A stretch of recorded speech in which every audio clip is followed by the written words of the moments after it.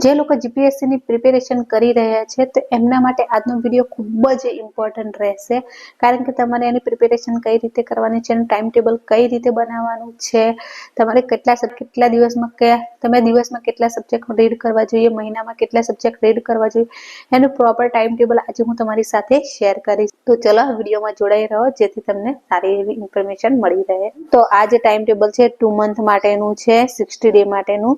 તો તમારે કઈ રીતે પ્રિપેરેશન કરવાની છે એ હું તમને જણાવું. તો આ ફર્સ્ટ મંથ માટે તમારી પ્રિપેરેશન છે. તો ફર્સ્ટ મંથમાં તમારે શું કરવાનું છે, 30 ડે હોય છે તો તમારે 50 ડે ડિવાઈડ કરી દેવાના છે. 50 ડે માં તમારે ઇતિહાસ લેવાનું છે અને ભૂગોળ લેવાનું, 2 સબ્જેક્ટ લેવાના છે. બાકીના જે 50 ડેઝ રહે છે એમાં તમારે બંધારણ અને અર્થશાસ્ત્ર.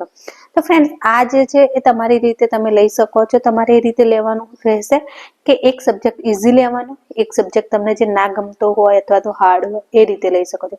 આ રીતે તમારું કોમ્બિનેશન રાખવાનું છે જેથી તમને થોડું વાંચવામાં ઇન્ટરેસ્ટિંગ લાગે, બોરિંગ ના લાગે. પછી તમારે કરંટ અફેર્સ તો ડેલી કરવાનું છે. આ 2 સબ્જેક્ટની સાથે તમારે કરંટ અફેર ડેલી કરવાનું છે, પ્લસ મેથ્સ અને રીઝનિંગ એ પણ ડેલી કરવાનું લેવાનું છે. અર્થશાસ્ત્ર પ્લસ કરંટ અફેર રેગ્યુલર કરવાનું છે, મેથ્સ એન્ડ રીઝનિંગ રેગ્યુલર કરવાનું. હવે આ તમારે જોડે 4 સબ્જેક્ટ આવી ગયા, પ્લસ તમારે 5મો કરંટ અફેર, 6થો મેથ્સ એન્ડ રીઝનિંગ. આ ક્લાસ 1, 2 and 3 માટે છે, એટલે મેથ્સ એન્ડ રીઝનિંગ પણ 3 માટે કામ લાગે એવું છે, તો તમારે કરવાનું રહેશે. Plus science and tech. ઘણા બધા એમ કહેશે કે તો પછી સાયન્સ એન્ડ ટેક શું કરવાનું? તો સાયન્સ એન્ડ ટેકમાં મોસ્ટલી તમારું કરંટ અફેર રિલેટેડ જ સાયન્સ એન્ડ ટેક પૂછાતું હોય છે.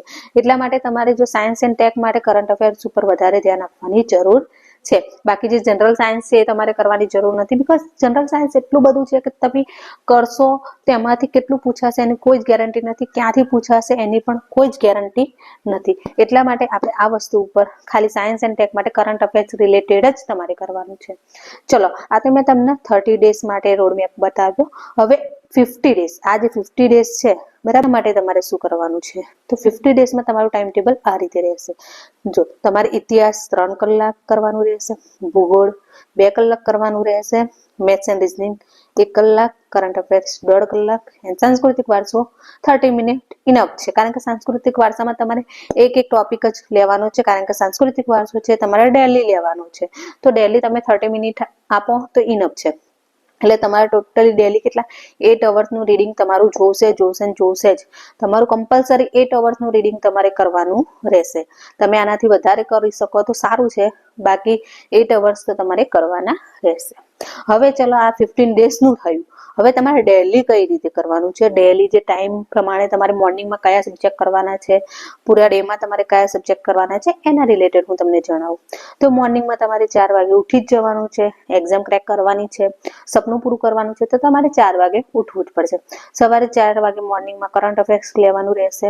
4 થી 5:30 તમારું મોર્નિંગમાં કરંટ અફેર્સ થઈ જશે. કરંટ અફેર્સ એટલા માટે કારણ કે જો તમે મોબાઈલમાં જોઈને કરંટ અફેર્સ કરો છો, જેમ કે મનીષ સિંધીના હું કરંટ અફેર્સ કરું છું, તો તમારે એનાથી શું ઊંઘ તમને આવશે નહીં. જ્યારે તમે ખુદ વાંચતા હોવ છો કંઈક બુક તો તમને ઊંઘ આવી જતી હોય છે, પણ જ્યારે તમે મોબાઈલમાંથી કરો છો તો તમારું કોન્સન્ટ્રેશન મોબાઈલમાં રહેશે, તમને ઊંઘ નહીં આવે. એટલા માટે તમારું મોર્નિંગમાં કરંટ અફેર. પછી તમે ભૂગોળ એન્ડ મેથ્સ ગમે તો તમને ઈચ્છા હોય લઈ શકો છો. જો તમને મોર્નિંગમાં મેથ્સ બોરિંગ લાગતું હોય તો તમે ભૂગોળ લઈ શકો છો. ભૂગોળ થોડું ઇન્ટરેસ્ટિંગ હોય છે. તો આ બેમાંથી તમને જે ફાવે એ રીતે તમે આ ટાઈમ ટેબલ પ્રમાણે લઈ શકો છો. બસ તો તમારે 6:30 સુધી મેથ્સ કે ભૂગોળ ગમે તે લેવાનું છે. પછી છે સાંસ્કૃતિક વારસો, તો તમારો અડધો કલાક સાંસ્કૃતિક વારસા માટે જશે 6:30 થી 7 વાગ્યા સુધી. હવે જ્યારે તમે હાઉસવાઈફ છો તો મોર્નિંગમાં તો ટાઈમ નથી જ મળતો. 7 વાગ્યા પછી ઘરના મોસ્ટલી બધા કામ કરવાના હોય છે, ઘણું બધું કામ હોય છે, તો આપણે ટાઈમ મળતો નથી. તો બધા જ હાઉસવાઈફ મોસ્ટલી 10, 11 વાગે તો ફ્રી થઈ જ જતા હોય છે. જો તમે 10 વાગે ફ્રી થઈ જતા હો તો તમે 10 થી 1 ઇતિહાસ કરી શકો છો. 11 વાગે ફ્રી થાવ તો તમે એ રીતે તમારું 3 કલાકનું ઇતિહાસનું સ્ટડી માટે ટાઈમ ટેબલ કરી શકો છો. ફરી 1 થી 1.5 તમારો બ્રેક રહેશે. એની અંદર તમે મોબાઈલ જોઈ શકો છો, જમી શકો છો, કે જે તમને એક્ટિવિટી જે ગમતી હોય એક્ટિવિટી તમે કરી શકો છો. ફરી તમારું મેથ્સ રહેશે 2:30 વાગ્યા સુધી. ફરી સાંસ્કૃતિક વારસો, આ જે બધું રહેશે ફરી રિવિઝન માટે રહેશે. એટલે તમારું એક જ દિવસમાં રિવિઝન પણ થઈ જશે અને એનું તમે ભૂલી પણ નહીં શકો, કારણ કે જે વસ્તુ તમે વારંવાર રિવાઇઝ કરો છો તે તમને લોંગ ટાઈમ સુધી યાદ રહી જાય છે. પછી છે ઇતિહાસનું ફરી રિવિઝન કરવાનું છે, એટલા માટે વધારે ટાઈમ નહીં લાગે. અથવા તો તમે જો આ ટાઈમમાં પ્રોપર રીતે કરી ના શક્યા હોય તો તમે આટલા ટાઈમમાં કરી શકો છો. ફરી કરંટ અફેર્સ વાંચી છો, રિવિઝન કરવાનું હોય તો તમે રિવિઝન કરી શકો છો. બાકી તમારે રીડિંગ રહી ગયું હોય ફરીથી તો એ પૂરું કરી શકો છો. ભૂગોળ એ પણ તમે તમારું ટોપિક વાઇઝ પૂરું કરી શકો છો. મેથ્સ એન્ડ રીઝનિંગ ફરી 10 થી 11. હવે તમારે 11 વાગે સુઈ જવાનું છે. વધારે રાત્રે જાગવાની જરૂર નથી. તમે 11 વાગે સુઈ જશો તો સવારે મોર્નિંગમાં આરામથી તમે 4 વાગે ઉઠી શકશો. હવે ટોટલ અવર્સ કાઉન્ટ કર્યા તો ટોટલ અવર્સ તમારા 12 અવર્સ થાય છે. આ 12 અવર્સમાં તમારે ખાલી 8 અવર્સ તમે રીડ કરો ને, તમે 8 અવર્સ ખાલી રીડિંગ કરો તો તમારા માટે ઇનફ છે. આ 12 અવર્સ એટલા માટે કારણ કે જો હાઉસવાઈફ હોય છે એને ઘણી વખત ઇમરજન્સી કોઈ આવી જતું હોય, મહેમાન આવી જતું હોય છે, અથવા ઘરમાં કંઈ પણ કામ નાના મોટા આવી શકતા હોય છે, તેમના થોડા કલાક આગા પાછા થઈ શકે છે રીડિંગ માટે. તો એટલા માટે 12 અવર્સ છે તો તમે કરી શકતા હો આ પ્રમાણે તો ઇનફ છે તમારું 12 અવર્સ. પણ ના કરી શકતા હોય તો તમારે 8 અવર્સ રીડિંગ કરવાનું જ છે. અને 8 અવર્સ રીડિંગ કર્યા પછી બાકીના જે 4 અવર્સ બાકી રહે છે એ તમારો બફર ટાઈમ છે કે જે તમે એક્સ્ટ્રા પણ કઈ વસ્તુ કરી શકો છો. હવે સન્ડે તમારું શું રહેશે? સન્ડે તમારું રેગ્યુલર તમારું જે MCQ છે પ્રીવિયસ યરના એ સોલ્વ કરવાના રહેશે. બરાબર, તો આ રીતે તમારું ટાઈમ ટેબલ રહેશે. ડેલી ધારો કે ડેલી તમારું ઇતિહાસમાં કયા ટોપિક રીડ કરવાના છે એના માટે તો હું રેગ્યુલર બ્લોગ લઈને આવીશ કે જેમાં હું તમને જણાવીશ કે તમારે મોર્નિંગમાં ઇતિહાસમાં કયા ધારો કે વાઘેલા વંશ છે, મૌર્ય વંશ છે, સિંધુ ખીણની સભ્યતા છે, શું રીડ કરવાનું છે એના વિશે પણ હું તમને જણાવીશ. તો એટલા માટે જોડાઈ રહેજો જેથી તમને પણ હેલ્પફુલ થાય આ ટાઈમ ટેબલ.